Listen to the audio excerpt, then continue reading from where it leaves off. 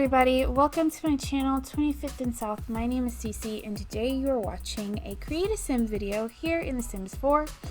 So for this video I decided I wanted to make the perfect roommates for the Sims 4 Discover University, where you are now able to have roommates, so non-playable characters that you can put in your game, and you can focus on one sim without having to deal with everybody in the household, which I think a lot of us simmers will really like. Now, one thing I kind of wish you could do was sort of toggle between them, like the other Sims still be a household on its own and you could still play in the house, but you can't do that.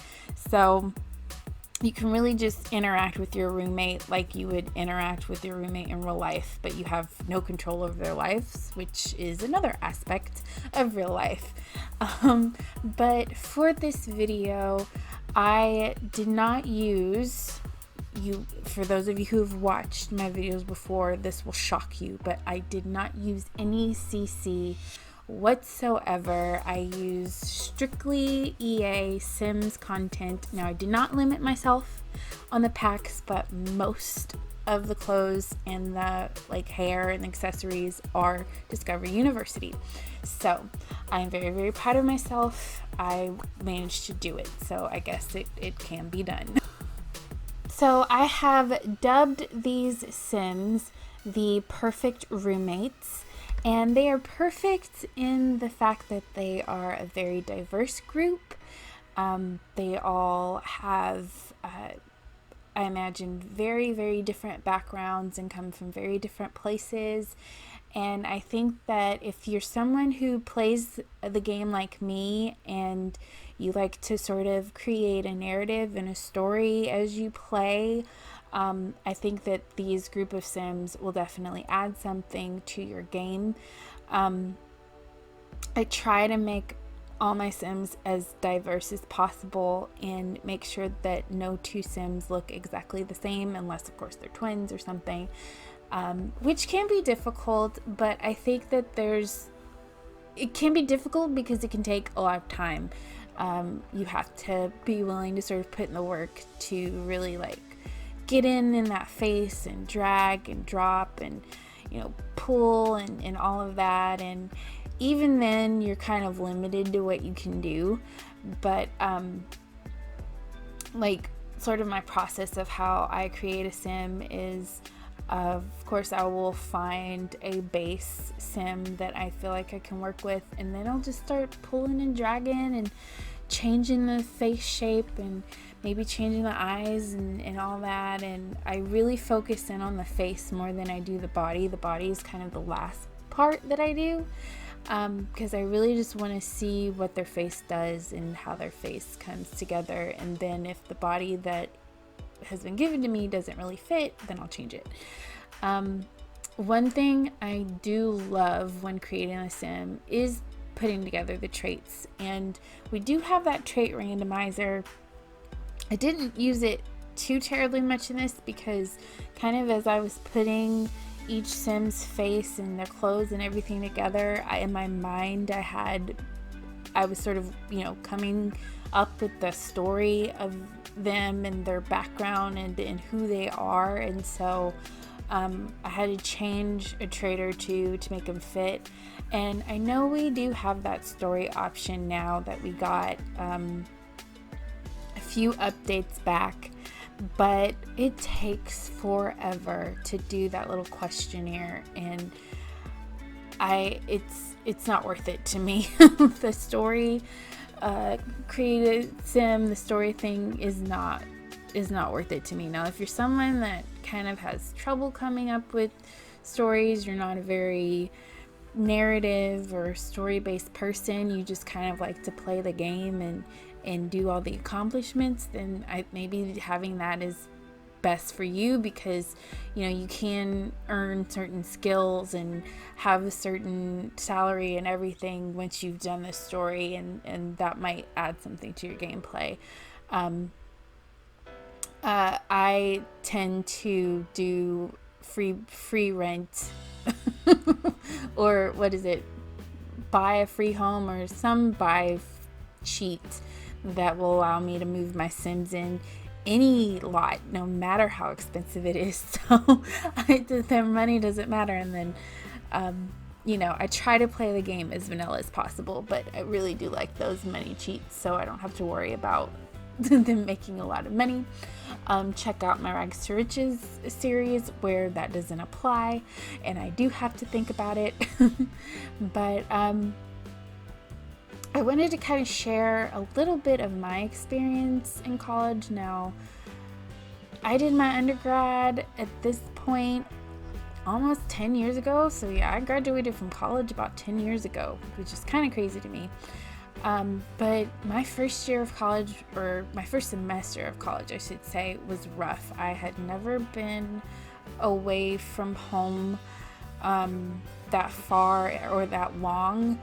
And so for me, it was a big sort of culture shock. And it took me a while to sort of find a group of friends. Like for me, I kind of grew up with the same kids from elementary all the way through high school. So I was never the new kid, and I never had to make a whole new group of friends before. And so when I went to college, not very many people from my high school went to the same college as me. And so I had to kind of find a new group of friends and that was a bit daunting, and it probably took me the whole first semester to find some girls and some guys that I clicked with and felt comfortable hanging out with and going out with. But yeah, and then college itself, learning how to study in a different way, and studying so much, reading a lot, like that first semester really it messed me up, and it took me a while to find my groove, but I stuck with it. And by the time I graduated college, I had a really high GPA, I had a really great group of friends, I was working a little part-time job, all my professors loved me, I knew kind of where I wanted to go in life, and I graduated in 4 years, which these days is not heard of. But college, overall, my college experience was pretty awesome. I got to do a lot of things I never thought I'd do before, go to a lot of places for free. I traveled all over the United States in some of the clubs that I was involved in for free, did not pay a dime to do it. I wish I did a study abroad program. That's probably my only regret, is that I didn't go study abroad. But I've been abroad since. But so if you are in school and they offer a study abroad program, even if it's just for like a semester, I would sign up and try and do it. I know some programs you have to write some kind of essay, or you have to jump through some sort of hurdles. I would jump through those hurdles because obviously you're paying for it, but I think for a lot of study abroad programs, you just pay your tuition that you would normally pay at your school, and you get to go over there, of course, look into whatever program your school offers to figure out what you need to do. But I really, really wish that I did that. But yeah, I was trying to think of some more stories from school. Really, my college experience was pretty typical. Nothing crazy happened, honestly. Like, me and my friends, on days we weren't studying and weren't tearing our hair out and I wasn't at work, we were out at the local, movie theaters. I didn't go to school at a big, college town. And I actually went to school in a dry county. And for those of you who don't know what a dry county is, that means that they don't sell alcohol in stores and there aren't that very many bars. So they'd have there were towns that were on the outskirts that people would go to get alcohol and then bring it back into town. So frat houses, I went to a few frat parties, would have alcohol, and probably shouldn't have, but they had alcohol. But I wasn't much of a drinker, so I didn't really have my first drink until I was like 22 years old, so after college was over pretty much. And it was a pretty lazy town, small town, not a whole lot going on. You know, we had 2 Walmarts, which was fun. You know, so me and my friends, we just kind of go to the movies, rent movies, and you go out to dinner. I went to school at Arkansas State University, which is in Jonesboro, and so Memphis, Tennessee was like 45 minutes away. So every once in a while we'd pile in the car and we'd go to a club in Memphis and have a lot of fun there, and then somehow always managed to get lost coming back, and which always perplexed me because we weren't drunk. Often I was the DD because I didn't drink, but we would always figure out a way to miss the exit and end up going in a completely opposite direction of the college. So I don't know, poor navigators, I guess you could say. But this video is almost over. If you like this video, please give it a happy little thumbs up by hitting that like button.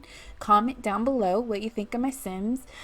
Tell me about your college, university experience, if you went to college or university, or tell me an experience of when you did something that you'd never done before and you were away from family and everything that was familiar to you, and how you kind of coped, if you were able to cope.